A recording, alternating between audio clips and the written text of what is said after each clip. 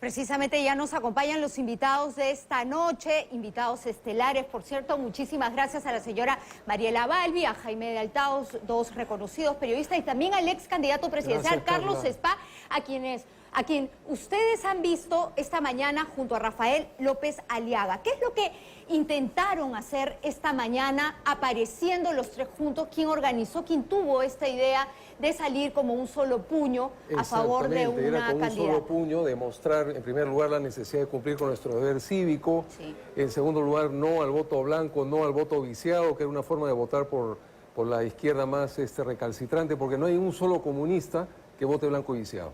Entonces nosotros estábamos en contra de eso y era muy bueno. Yo saludo también como el señor López Aliaga de manera paulatina a lo largo de las últimas semanas se fue decantando y finalmente dijo que había que votar por Keiko Fujimori, y lo mismo en el caso de Carlos Álvarez.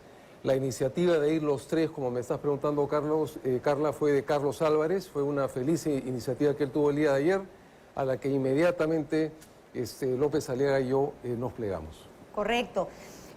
Sin embargo, todos sabíamos que hoy, a pesar de estas adhesiones, íbamos a tener un final de infarto que todavía no se conoce, pero que, dado los resultados, todavía cualquiera podría convertirse en el presidente del Perú. En el caso tuyo, Mariela, gane quien gane, ¿se deben aceptar los resultados? Bueno, indudablemente, pero yo no creo que los resultados vayan a variar sustancialmente en lo que es el conteo rápido, porque si bien la elección está muy ajustada, sí, nadie hace un conteo rápido pues con una boca de urna tan distinta y tan diferente, ¿no? Creo que va a ser un triunfo ajustado de Keiko Fujimori, pero como fue la elección del 2021, donde sí hubo un fraude monumental, grande, enorme, gordo, irreversible. Hasta ahora no quiere entregar la OMPE las actas de aquel momento. En cambio, en este jurado y en esta OMPE se ha podido ir, entrar, ver, estaba todo transparentado. Creo que eso ha sido una gran diferencia con el 2021. ¿Y qué otras diferencias encuentras tú, Jaime? Buenas noches. En los resultados a boca de urna, Keiko ha crecido ligeramente en el interior del país. Hay regiones donde van casi iguales, otras donde claramente Roberto Sánchez gana. ¿Pero crees que la tendencia de subida de Sánchez se rompió por alguna razón específica de ayer para hoy? Él efectivamente venía subiendo, es increíble las olas, ¿no? Porque ella vino subiendo, luego él empezó a subir. Yo creo que toda la escenografía de la presentación de sus aliados, el equipo técnico, que supuestamente moderaba un plan que al final en realidad no terminó siendo moderado, porque igual convoca asamblea constituyente y todo lo demás, en fin. Pero lo que pudo haber cambiado la tendencia es la declaración de López Aliaga. ¿El factor Nieto influyó? El factor Nieto, muy buena la intervención de Nieto, diciendo que no se podía de ninguna manera votar pues, por Sánchez, que no podía haber una alianza con Sánchez porque tenía a personas vinculadas al Movadef en su campo. El propio Carlos Álvarez, que se pronunció también al final. Claro, todo esto ocurrió muy al final, entonces no se sabía si realmente iba a tener impacto o no, pero finalmente yo creo que ha tenido el impacto suficiente porque esta boca de urna ni siquiera está incorporando todavía el voto del extranjero, la de Ipsos. No incorpora el voto del extranjero. Y eso le va a dar, alrededor de un punto, quizás un punto, algo menos de un punto más, ¿no? Entonces yo veo muy difícil que en el conteo rápido realmente revierta el resultado de la boca de urna, ¿no? Muy complicado. Ahora, esta aparición, Carlos Spa, que para muchos ha sido buena, la tuya, la de Rafael López Aliaga, hubiese sido, digamos, en términos, digamos, periodísticos, redonda, si Nieto accedía de alguna manera a sumarse, porque hasta ayer se ha intentado por todos los medios que él tome una postura, pero ha sido bastante esquivo, ¿no? Sí, lo importante fue que al final tomó la postura, pero yo he identificado tres momentos claves que terminaron por definir, yo creo, la elección. En primer lugar, esa conferencia de prensa en el Hotel Bolívar, que era una repartija, un contubernio, lo más desvergonzado, donde había uno de los candidatos que decía, bueno, que a cambio de un canal de televisión prácticamente le estaba dando su apoyo al señor Sánchez, ha sido terrible, felizmente. En segundo lugar, el gran trabajo de Perú 21, que sacó el documento que de puño y letra escribió el señor Sánchez diciendo que estaba comprometiéndose a liberar a una serie de personajes del Movadef, Movimiento para la Amnistía y los Derechos Fundamentales de Abimael Guzmán, porque Movadef fue creado cuando Abimael Guzmán estaba vivo todavía. Y en tercer lugar, las declaraciones del señor Sánchez, que decía que a Bermejo lo iba a liberar, eso lo dijo hace 2 días. Todo eso yo creo que ha definido mucho, sobre todo el voto en Lima, que ha sido abrumador a favor de Keiko Fujimori. Claro, uno de los últimos suspiros, pero sí. El público quisiera conocer un poco más quién, digamos, levantó el teléfono primero acerca de esta reunión. Acordaron anoche, fue hoy mismo. Sí. Rafael López Aliaga sí. está optimista porque él finalmente, si los resultados se confirman, también asumirá parte de ese activo, sí, ¿no? Sí, seguramente. Mira, yo creo que todos han actuado con patriotismo. El señor López Aliaga tenía muchas razones para estar molesto, actuó con grandeza. Yo se lo venía exhortando ya desde hace varias semanas. Primero sacaron un comunicado diciendo no al voto blanco y viciado, y luego dio el paso que era decantarse a favor de Keiko Fujimori. El que tuvo la iniciativa fue Carlos Álvarez anoche. Él se comunicó conmigo anoche, yo inmediatamente le dije que sí. Lo mismo dijo Rafael López Aliaga y creo que fue un buen gesto, porque como sabemos los periodistas, una imagen vale más que 1000 palabras. Mariela, Keiko también cerró diciendo que evaluaría usar una gracia para liberar a Pedro Castillo. ¿Crees que esto le sumó, le restó esta última, digamos, jugada política, se podría decir? Mira, yo creo como, a diferencia de lo que dice Carlos, es que esta foto de los 120 militantes que se sumaban al equipo de Juntos por el Perú fue impactante. E hizo que se comenzara a hablar de Juntos por el Perú durante toda la semana. Keiko salió un poquito de escena. Sí. Luego vino esta foto vergonzosa, cierto para nosotros que sabemos bien lo que es, pero para el votante que está en su vida cotidiana no necesariamente, con Forsyth y con Belmo. Entonces la gente dice, pero no hay tanto gente de extrema izquierda acá, porque Belmo confunde. Eso hizo subir a Sánchez en mi impresión. Pero el discurso realista que se hizo desde el otro lado, lo hicimos muchas personas, Perú 21 ciertamente cumplió un gran papel, es que decirle a la gente, oiga, acá detrás de Sánchez está Sendero Luminoso, bajo el disfraz de Movadef, bajo el disfraz de Iber Maraví, bajo el disfraz de representantes parlamentarios que ya están en el Congreso. Tito Rojas. Entonces, por favor, no cierren los ojos. Creo que eso nos hizo subir bastante. Y en esa situación que estaba porque Keiko iba subiendo, Sánchez la pasó y Keiko comenzó a remontar luego, casi al final de la semana, tipo jueves. Entonces, ahí yo creo que ella ha hecho lo que siempre ha predicado, que es un gobierno de apertura. Tú no te puedes, en este país que tenemos, donde está dividido en dos prácticamente, y no dividido entre unos más o menos, sino de una extrema izquierda, no izquierda, una extrema izquierda que quiere Bolivia, Asamblea Constituyente, etcétera, etcétera, socialismo del siglo XXI, tú no puedes cerrarte tampoco.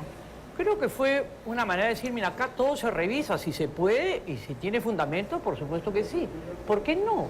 Claro. ¿Por qué no? Yo creo que no tiene fundamento. Si va a haber una comisión técnica que ve que el señor está rozagante, que está vivicoleando, que está estupendo, que no tiene ningún tema médico, ¿por qué se va a indultar a una persona que ha dado abiertamente un golpe de Estado y ha dicho voy a disolver el Congreso ante las cámaras de televisión? ¿Qué es claro, esto? así como tú dices, estas adhesiones, ese apoyo que se vio en favor de Juntos por el Perú, dejó en algún momento, incluso hasta en la orfandad a Keiko, ¿no?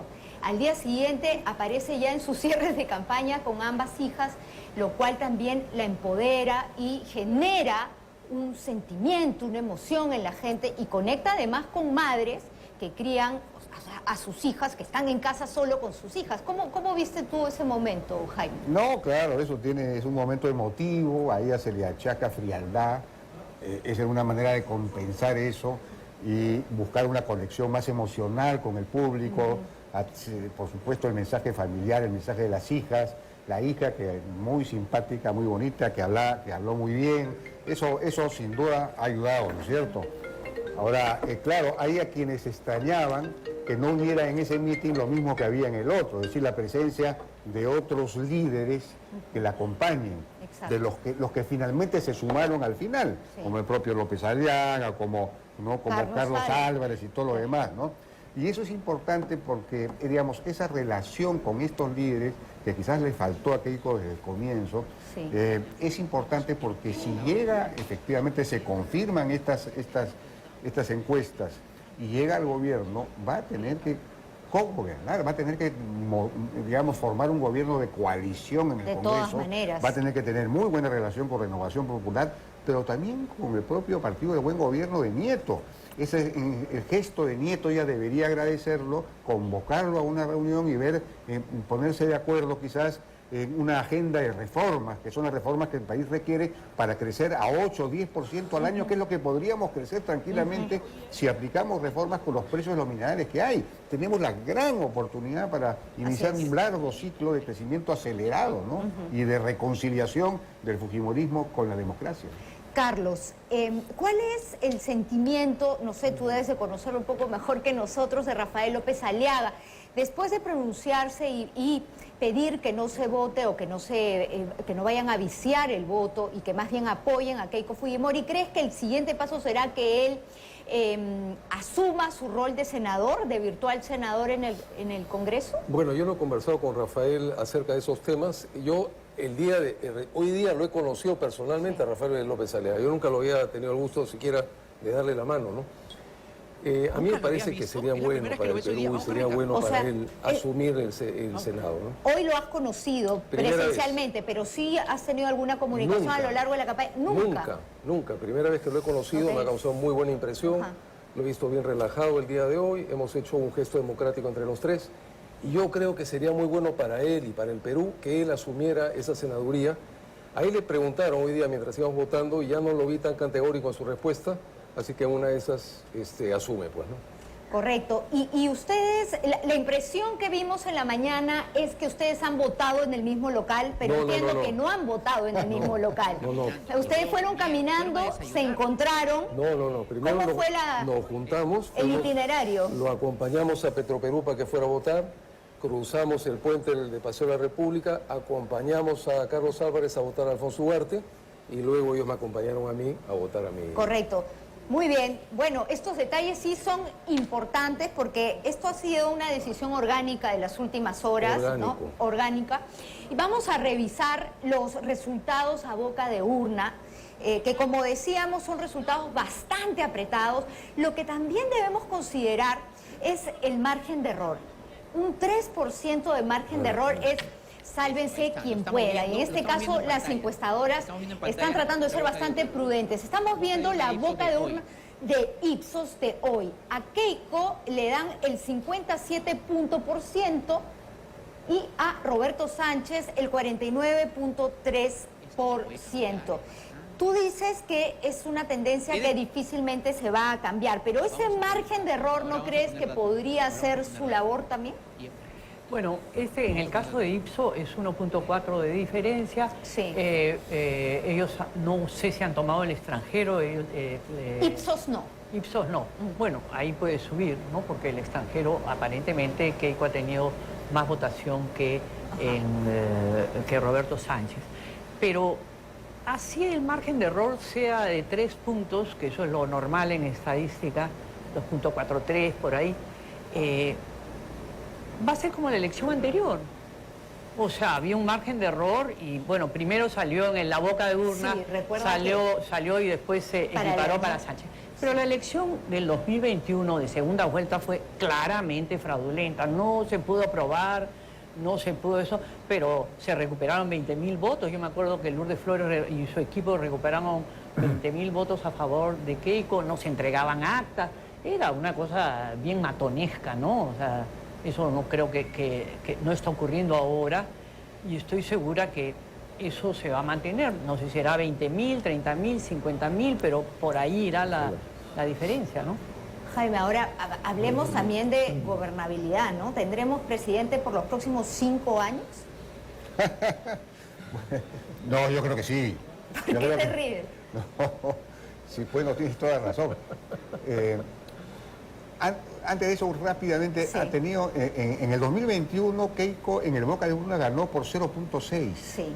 Pero Ahora en el está mejor. conteo rápido perdió por 0.8, suma 0.6 más 0.8 te da 1.4, que es exactamente la diferencia actual. O sea que de todos modos hay que tener Viene mejor. cautela, ¿no? Hay que tener cautela siempre. Pero efectivamente no está todavía el voto del interior, el voto del extranjero, perdón, y esta vez Fuerza Popular tiene una organización de personeros muy superior a la vez pasada. Cerca de Entonces, que van a 90.000 defender el personas. voto, ¿no? Sí. Entonces, esos 20.000, 30.000, 40.000 votos que podría, 50.000 a favor que podría tener Sánchez, no los, digamos, inventados en las mesas alejadas, esos no los va a tener. Ahora, tú me preguntas por la gobernabilidad. Yo creo que por fin vamos a poner término a este ciclo anárquico de 10 años que hemos tenido, ¿no? Porque Keiko va a poder gobernar, si es que llega, 5 años con toda seguridad, porque no es imposible, ¿no? Ella más Renovación Popular tiene la mitad del Senado, Sí. en diputados no tienen más Renovación Popular, no llegan a la mitad, pero con los votos del buen gobierno incluso van a poder, digamos, tener gobernabilidad, va a tener gobernabilidad. Va a tener gobernabilidad. Vamos a revisar las declaraciones del ex candidato Carlos Álvarez, que fue quien tuvo la iniciativa, como nos ha dicho Carlos Spa, de presentarse junto a Rafael López Aliaga y junto a el ex candidato presidencial de Sí Creo para demostrar todo su apoyo en favor de Keiko. Bueno, sí, quiero destacar el gesto democrático tanto de Rafael López Aliaga y Carlos Spa. Nosotros siempre intercambiamos ideas, sobre todo para derrotar esta maldita delincuencia que está ensangrentando el Perú. Los peruanos están hoy en un baño de sangre y sentimos la indolencia del Estado y falta de estrategia para resolver este problema. Y siempre intercambiamos ideas, y es lo que yo agradezco, y les propuse que votáramos juntos, hoy en el local de votación de Rafael, luego sigue el mío y luego el de Carlos Spa. Así que eso es lo importante, salvar a nuestro Perú de la maldita delincuencia, de la corrupción y del terror. Carlos, ¿esta presentación crees que ha sido decisiva para la jornada de hoy? Bueno, no, yo no diría decisiva, ¿no? Pero yo creo que sí ha funcionado, ha aportado en el sentido de llamar a la gente. Había algunas personas que no querían votar, había algunas personas inclusive muy ligadas a Rafael López Aliaga que querían votar blanco viciado hasta ayer, y creo que sí ha contribuido de alguna manera a que ellos hayan decidido su voto por Keiko. A Carlos Álvarez sí lo conocías. Sí, sí, Carlos Álvarez lo conozco hace un montón de décadas, ha tenido la gentileza también de invitarme a su programa, hacer invitaciones con JB y él. No, ellos sí los conozco hace bastante tiempo. Y ahora, digamos, ¿qué va a quedar de esta reunión? Porque ha sido una presentación para algunos positiva, ¿no? Ha tenido un mensaje político. Luego de esta reunión, o sea, podrían pensar en capitalizar esta foto, ¿no? Esta imagen para próximas elecciones, para el Congreso. ¿Cómo capitalizarías tú, por ejemplo, que sacaste casi 500.000 de votos, en un futuro inmediato? Nosotros sacamos 560.792 votos. Les agradezco a cada uno de los peruanos que votaron por nosotros. Mira, yo siempre digo que cada día tiene su afán, y hoy día estamos en el afán de que el Perú dé ese paso hacia adelante, hacia la modernidad, hacia la reforma de segunda generación, a todo lo que acaba de explicar Jaime, ¿no? Y luego vendrán las elecciones municipales y regionales, luego vendrá el final del año, y a partir del próximo año, bueno, vamos a ver, pues en función de todas las alternativas, qué es lo que se nos presenta. ¿Postularías eventualmente algún cargo público? O sea, no sé, tal vez por ahí Rafael López Aliaga te invita a postular como a la alcaldía de Lima. O sea, recuerda que Gallardo ha renunciado. No, de ninguna manera. Nosotros nos preparamos para presentarnos a la presidencia un año y medio antes. Elaboramos nuestro plan de gobierno.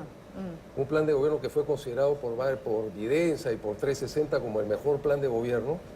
Y sería una gravísima irresponsabilidad ahora decir, bueno, me lanzo a la alcaldía de Lima sin tener siquiera un plan, ¿no?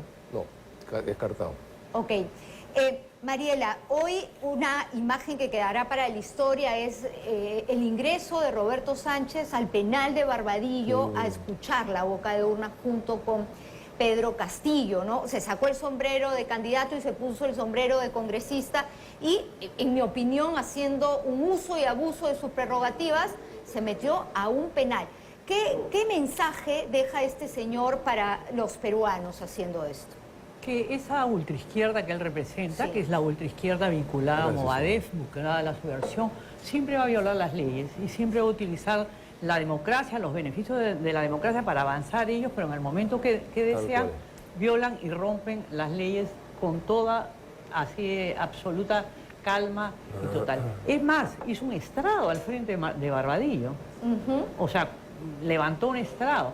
Claro, él es congresista, pero yo creo que allí el INPE debió actuar y el ministro de Justicia. Lamentablemente, este gobierno, el gobierno del señor Balcázar, es un gobierno pues que es amigo y cómplice de Roberto Sánchez y Juntos por el Perú. Pero es algo que debe ser sancionado, creo yo. Pero, sin embargo, en ese sentido, yo no sé si la gobernabilidad va a ser tan fácil, porque tú acuérdate lo que pasó con Dina Boluarte cuando entró en una sucesión constitucional de su plancha. Fue una algarada terrible. Yo espero que los señores de Juntos por el Perú no hagan esto y no quieran presionar a Keiko Fujimori para sacar sus demandas y para las leyes pro crimen o las mal llamadas leyes pro crimen, etcétera, etcétera, porque si ellos utilizan la violencia, el Estado tiene que poner orden, no hay forma, no hay otra manera. Totalmente. Pero yo no estoy tan seguro de que vayan a respetar el juego democrático. Jaime. Sí, bueno, es cierto, digamos, yo sí veo un problema por el lado de la gobernabilidad en el sentido de la aplicación de las reformas que hay que aplicar. Porque lo que se requiere, por ejemplo, es desregular el Estado. Hay muchos intereses dentro del Estado que se oponen a la desregulación. Se requiere poner límite, coto al dispendio fiscal, al déficit fiscal. Se requiere reestructurar, introducir meritocracia en todo el Estado. Eso significa poner fin a los intereses de las argollas que son clientelas de la izquierda, ¿no? Son clientelas políticas de la izquierda. La izquierda en el Congreso tiende a aprobar leyes para darles beneficios, aumentos y una serie de bollerías a estos sindicatos, a estas argollas internas, que son las que se apropian de los recursos del público, nuestros, para sus propios fines y no para mejorar los servicios públicos, ¿no? Esa gran tarea, esa gran reforma de segunda generación, que es volver eficiente, transparente, meritocrático el Estado, los servicios públicos, para que los servicios públicos atiendan a la gente, ¿no? Eso va a chocar contra todos los intereses que están vinculados a la izquierda, ¿no? Y ahí va a haber problemas. Yo creo que Keiko, un eventual gobierno de Keiko, si llega al poder, hay que insistir, va a necesitar un buen manejo, una buena alianza social y política para poder aplicar estas reformas que son absolutamente fundamentales para la gente. ¿Qué hacer, Carlos, con una colisión que lleva a exmiembros del Movadef? Está Antauro, que suma más o menos 8 entre senadores y diputados en el Congreso, más los que ha llevado también el partido Obras, ¿no?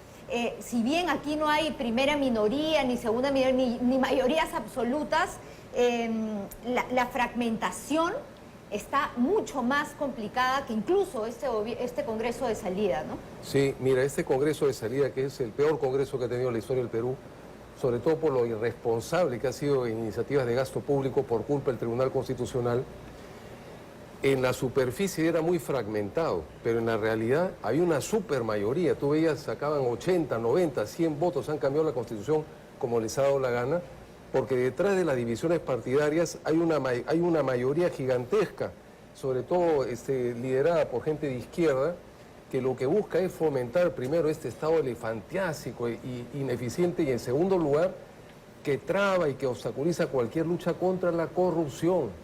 El principal problema del Perú es la corrupción, y creo que en estos 5 años tenemos la gran oportunidad de todos los peruanos, desde todos los sectores, luchar para enfrentar ese gravísimo problema de la corrupción, que es lo que está detrás de que 7 millones de peruanos no tengan acceso al agua potable, que la educación sea paupérrima para la mayoría de los peruanos, todas esas cosas, el falso proceso de regionalización, todos esos problemas, cuando uno los explica y los analiza bien, va a encontrar siempre el tema de la corrupción. Correcto. Ahora, Nieto, en las declaraciones que brindó ayer, fue muy duro con el comunismo, fue muy duro con la izquierda, tal vez tuvo algunas concesiones más con Fuerza Popular en mi lectura, ¿no? A pesar de no haber tomado postura. Tú también has sido muy duro con el comunismo. ¿Cuál es el riesgo real para el país de la presencia de estos personajes en el Congreso? Ese es otro tema muy importante, Carla, en la votación de Lima. En Lima, sobre todo cuando uno va a los sectores populares, la convivencia con los miles, los cientos de miles de venezolanos que han tenido que escapar del infierno comunista de Nicolás Maduro es diaria. Ellos saben lo que es la escasez. Yo 2 o 3 días antes de la primera vuelta, vi con espanto, por ejemplo, una cola en Bolivia, una cola interminable de gente que estaban esperando para comprar pollo, y les ponían con tinta indeleble, les ponían un sello en la mano para que no fuera que compraran 2 pollos. Y yo recordaba la década del 80 y el 90.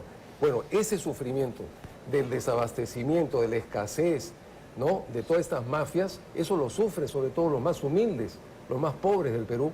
Por eso es que han votado también en contra de esa alternativa. Ahora que mencionas Lima, Jaime, la votación en Lima ha estado partida. Keiko más o menos ha logrado obtener el 66% de los votos y Roberto Sánchez un 33%, que no es nada deleznable, digamos, es un buen número, cuando antes Lima tenía una posición bien pareja, bien marcada, ¿no? Estos resultados también dicen algo entre líneas, ¿no? Bueno, de todos modos, 66 a 33 es 2-1, ¿no? Es una victoria, es una... ¿O crees que ha sido un voto desde el anti, no? Claro, claro, el antifujimorismo es una realidad que todavía subsiste, ¿no?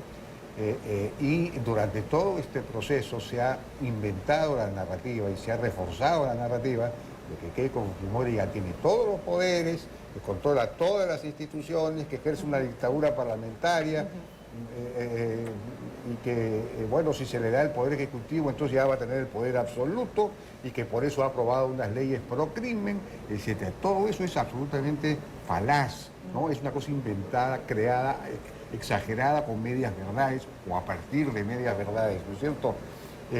Pero ha estimulado esa percepción de Keiko Fujimori como genéticamente autoritaria, ¿no? Y que se va a querer perpetuar en el poder. Eso ha jugado un papel en esta elección y por supuesto hay sectores que creen eso y que creen en la mentira de las leyes pro crimen. Yo he escrito todo un artículo demostrando ley por ley que no son pro crimen, sino que más bien resolvían abusos que se cometían con esas leyes que fueron modificadas, ¿no? Entonces, yo creo que el antifujimorismo todavía juega un papel importante, pero de todos modos, aquí ha sido derrotado Sánchez en Lima 2-1 y me parece es una diferencia bien abrumadora. Ok, mira, 2-1 derrotado Sánchez. Sí, de todas las supuestas leyes pro crimen, como bien dice Jaime, hay una sola ley que es pro crimen, que es la ley que le impide a la policía quitarle los explosivos a los mineros ilegales. Y esa única ley pro crimen fue presentada por el señor Roberto Sánchez. Y también el reinfo. La prolongación del reinfo, ahí se sumaron todos, ¿no? Sí, pero eso todos, básicamente fue impulsado por Roberto Sánchez. El reinfo es una ley pro crimen porque, digamos, encubre a toda la minería ilegal, ¿no?, y criminal. Ahora, ya sabemos que Belmont tendrá su canal, o quiere que Roberto Sánchez gane para tener su canal. No sabemos si el canal del Estado ha puesto en la mira cualquier otro canal, ¿no? Claro. Pero ¿ustedes qué esperan, Mariela? ¿Qué espera de este apoyo Forsyth, López Chao, Barragán, el propio Vizcarra, ¿no?, que se sumó a esta ola como pudo, publicando una foto con un sombrero, ¿no? También buscará que lo saquen de la cárcel mediante alguna gracia. Bueno, mira, en el Congreso hay 6 partidos, Sí. No hay más.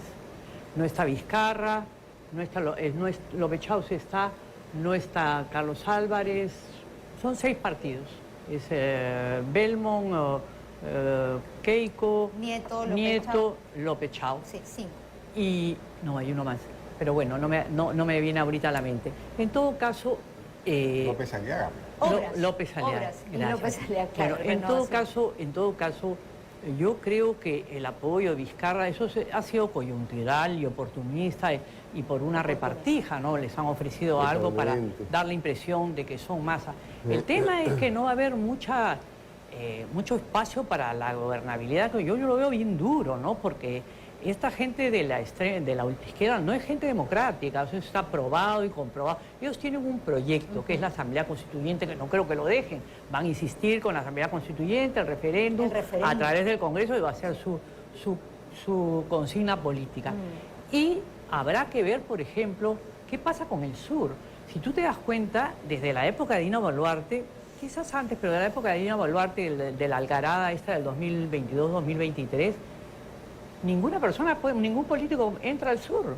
O sea, Keiko Fujimori no pudiera hacer su campaña, López Aliaga le fue hasta las Cangallas, a Philip Butters igual lo mismo, y el sur está tomado por 4 representantes del Movadef, de FENATEP, etcétera, etcétera, Puno en concreto, y la verdad es que eso es algo inadmisible, porque yo como un territorio liberado, no entras porque no me da la gana, y si no te hostilizo, entonces vamos a tener que tener una actitud firme, justa, porque no puede ser pues que un presidente o ministros no puedan ir a Puno para coordinar con los gobiernos regionales, locales, etcétera.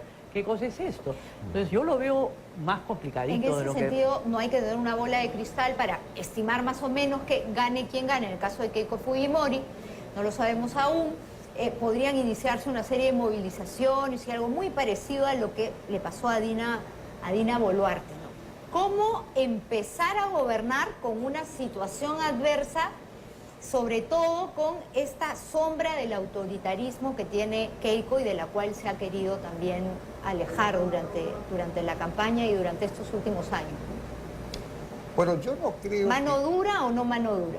No, yo no creo que Roberto Sánchez, como líder de la oposición, digamos, tenga el mismo predicamento que tenía, o la misma adhesión que tenía Pedro Castillo, ¿no? Porque finalmente Pedro Sánchez es un imitador, es un impostor. Él no es Pedro Castillo, no es andino, no es profesor, no es pero agricultor. Artauro Humala tiene 2 sazonadas en su haber. Artauro Humala sí tiene capacidad de movilización, sí, Y un sin ejército duda. propio. Un Pero, ejército propio. Sí. pero digamos, esa movilización se dio porque estuvo efectivamente organizada por la gente del Movadef, por todas estas personas, porque todos esos ataques planificados a aeropuertos, a locales del Ministerio Público, etcétera, ahí hubo toda una planificación, pero también hubo una movilización que no se puede desconocer, una movilización más o menos real, y eso fue porque la gente sintió que efectivamente el presidente que ellos habían elegido, según ellos, había sido depuesto, cosa que fue al revés, porque él fue, ya conocemos toda esa historia, ¿no? Entonces, este no es el caso ahora, ¿no? Ahora habría un triunfo que yo creo que va a ser claro, en el sentido de que va a ser difícil objetarlo, ¿no? Objetar, todos tienen sus personeros, va a ser difícil que se diga que hay fraude, y por lo tanto yo no creo que haya gran capacidad para, digamos, mucho combustible para grandes movilizaciones. Y por otro lado, yo creo que ella, desde el gobierno, podría, probablemente, y lo ha dicho, replicar un poco el estilo de gestión de su padre, que era gobierno en el terreno. Ella, su padre, recuerda, se iba a las comunidades, a los pueblos del interior, y ahí mismo decía, bueno, aquí qué cosa necesitas, agua potable, ministro, no sé qué. Ella va a revitalizar Foncodes y va a ir al campo, va a ir al interior, y poco a poco va a reconquistar, creo yo, el sur. Pero para entrar al sur tomará su tiempo, o tendrá que tener también ahí una suerte de persona o premier o alguien, ¿no?, que pueda tender esos puentes de diálogo. Sí, Carlos, yo ¿no? creo que este es el momento de la reconciliación, ese es el momento del reconocimiento. O sea, un país no puede ser un país moderno si es de espaldas a una zona tan importante como Puno. Y hay muchas cosas que puede hacer Keiko. En el caso de Puno, nosotros lo planteamos en nuestro plan de gobierno, llevar el gas de camisea como prioridad número 1 a Puno, hacer un instituto tecnológico superior para que los puneños puedan hacer las baterías para autos eléctricos usando el litio de Macusani, promoviendo la exportación de carne que tiene Puno a través del puerto de Matarani. Hay muchas cosas que se pueden hacer con los paneles solares, convertir a Puno realmente en una potencia y orientada a la agroexportación y a la exportación de carne. Yo creo que si se pone toda la prioridad y todo el esfuerzo del gobierno central para nuevamente buscar la reconciliación y reconocimiento a la gente de Puno, se puede conseguir en poco tiempo. Fuerza Popular tiene un plan de 200 días para el sur. Sí. Eso, Además eso ya está preestablecido. Y tiene a Luis Carranza, que ha sido ministro de Economía del gobierno de Castilla, que es un excelente organizador, es una persona sumamente ordenada, es una persona que realmente puede pautear qué es lo importante, lo necesario. es un obsesivo de la infraestructura. Creo que eso falta a gritos en el Perú y eso lo siente y lo va a apreciar enormemente el probador.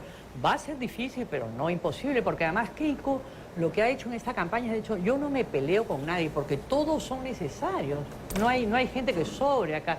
Y la verdad es que hay que agradecerle que de su parte su campaña ha sido más bien sonriente, pacífica y no con tanto, digamos, violencia y exabruptos como en el otro lado, ¿no? Como de parte de Roberto Sánchez, que sí ha dado golpes bajos. Nos ha llegado un comunicado de el INPE, lo he compartido ahí con la producción, pero yo quiero compartirlo con mis invitados y con el público a esta hora de la noche.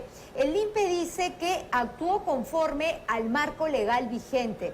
El artículo 33 del reglamento del Código de Ejecución Penal permite el ingreso de congresistas de la República a establecimientos penitenciarios previa identificación.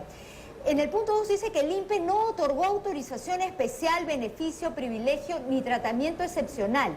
Se aplicó el procedimiento regular previsto para el ingreso de un congresista bajo las medidas de identificación, control y seguridad correspondientes. Y bueno, dice que el INPE no tiene competencia para calificar la oportunidad, la finalidad o el eventual uso indebido de la facultad de ingreso ejercida por un congresista. O sea, el congresista, en mi opinión, como decía, porque es un congresista con licencia, el señor Roberto Sánchez ha abusado de su poder, ha sacado una ventaja frente a Keiko Fujimori, ingresando a el penal de Barbadillo con equipos electrónicos, tratando además de meter su camioneta en un hecho insólito, ¿no? Afortunadamente la policía actuó y no lo permitió, pero llegó a ingresar a pie hasta la celda de Pedro Castillo. Seguramente en las próximas horas veremos algunas imágenes que luego nos preguntaremos cómo salieron de allí. Pero esta imagen es insólita, ¿no? No es exacto lo que dice el comunicado del INPE, no es verdad. La ley dice claramente que los congresistas no pueden acudir a los establecimientos penitenciarios por razones políticas. El señor Sánchez no ha ido para ver si es que las condiciones de los presos o las condiciones de los derechos humanos. El señor Sánchez durante más de 10 días ha venido anunciando que él iba a recibir los resultados en el penal. Y eso es evidentemente tiene una carga política. Pero además, mira lo que me dice una persona del INPE, dice que el establecimiento penitenciario no puede ser utilizado como un espacio de proselitismo político, porque existe un principio de neutralidad electoral del Estado y es una grave responsabilidad política, ¿no? O sea, el ministro de Justicia sí.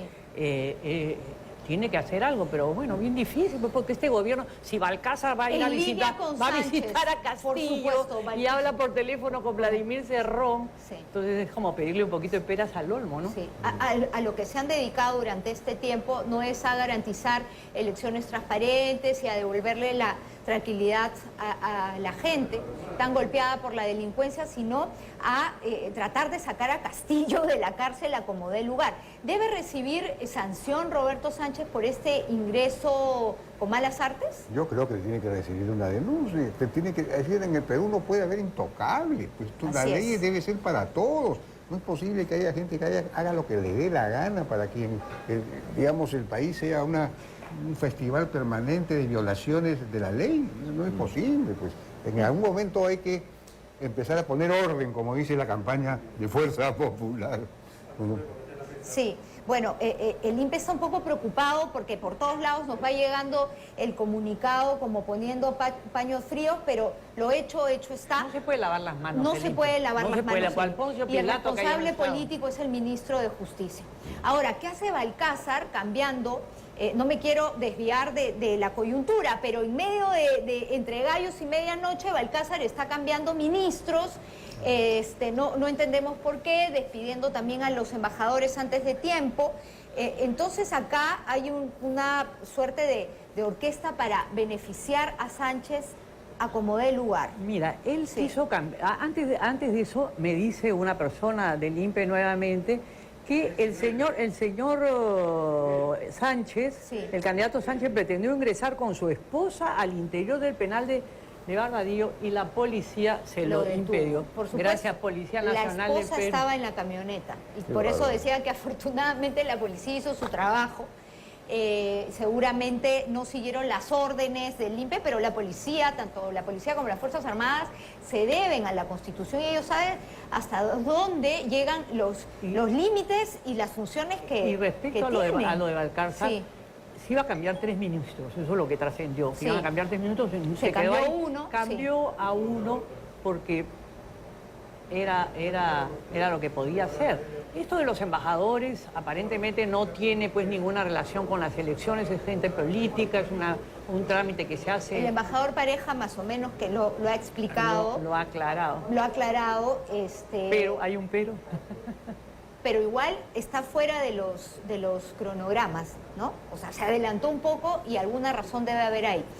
Ahora, volviendo al tema de la aparición, Carlos, porque nos están comentando mucho esto, tu aparición, ¿crees que Rafael López Aliaga se pronunciará en las próximas horas? ¿Sabes si está a la espera de... Ay, que ahora son amigos, ahora son íntimos amigos. Yo he estado con Rafael Sí. López Aliaga, como te he contado, por motivo de este gesto Sí. democrático que hemos querido hacer, pero yo no puedo hablar en nombre de él, no Sí. sé, no lo conozco, no puedo especular.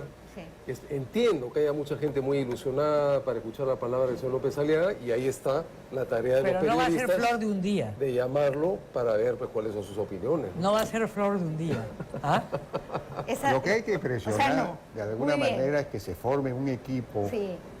multipartidario, Fuerza Popular, Sí. Renovación Popular, incluso Buen Gobierno, Buen Gobierno. para ir definiendo una agenda de gobierno, una agenda de reformas.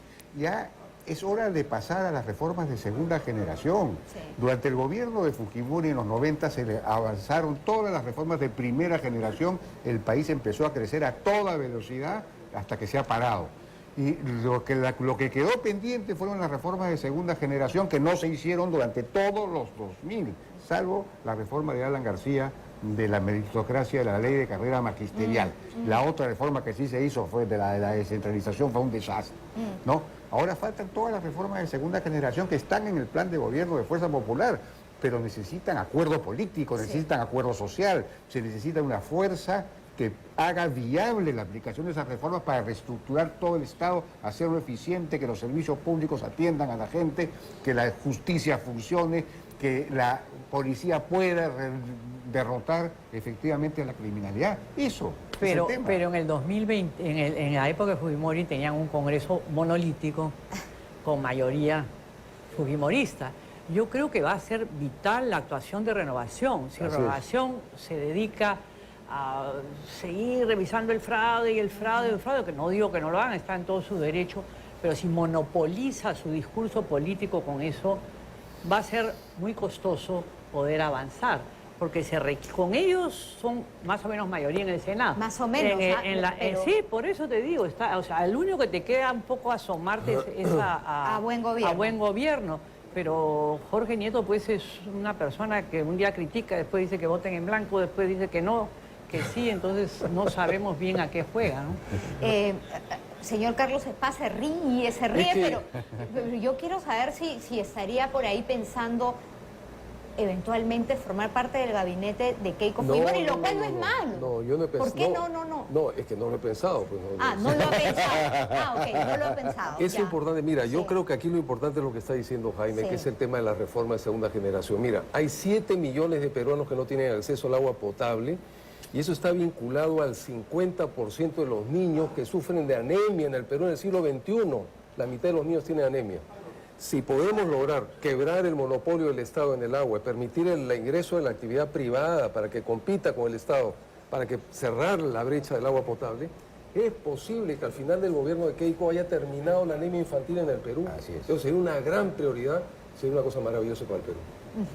Ahora, nos cuentan que a las 8 de la noche Roberto Sánchez podría dar una suerte de balconazo, ¿no? Roberto Sánchez va a hablar, no sabemos qué va a decir, pero lo que ha dicho hace minutos, ahora sí los escucho, lo que ha dicho hace minutos es que eventualmente él es el ganador, él se asume como ganador. Es típico de la ultraizquierda, la mentira como táctica política, y la verdad es que eso hay que como decía en la época de izquierda, cuando yo era joven, se decía hay que desenmascarar el asunto. Hay que desenmascarar esto, porque ¿sabes qué?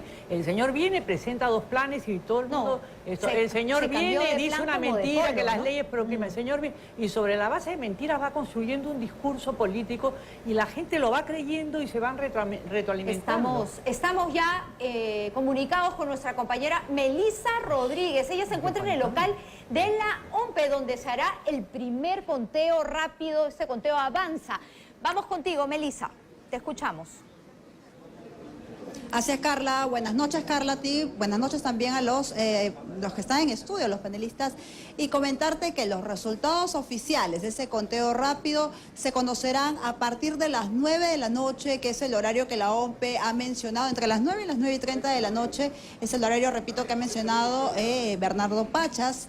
Y él nos va a recibir en una conferencia aquí. Hay presencia de medios locales y también de medios internacionales a la espera de conocer esas cifras. Cifras que, como bien comentabas, Carla, todavía no son oficiales, así que si algún candidato se está dando por ganador, todavía hay mucho que esperar aquí. Decirte también que en horas de la tarde se presentó el jefe de la OMPE, Bernardo Pachas, con el presidente del Jurado Nacional de Elecciones, el señor Burneo. Y lo que ellos comentaban es que el lunes, o sea, mañana, van a llegar las actas de 2.500 mesas del extranjero. O sea, mira cómo van sumando todavía más resultados y estamos nosotros a la espera, repito. Estamos hablando también que el escrutinio comenzó hoy a las 5 de la tarde cuando terminó esta jornada electoral y a partir de ahí están todavía en un porcentaje muy mínimo como para dar una cifra oficial. Esto, repito, a las 9:30 de la noche. Carla, estamos con toda la expectativa. Adelante contigo. Así es, muy bien dicho, Melissa. Mucha prudencia, pero antes yo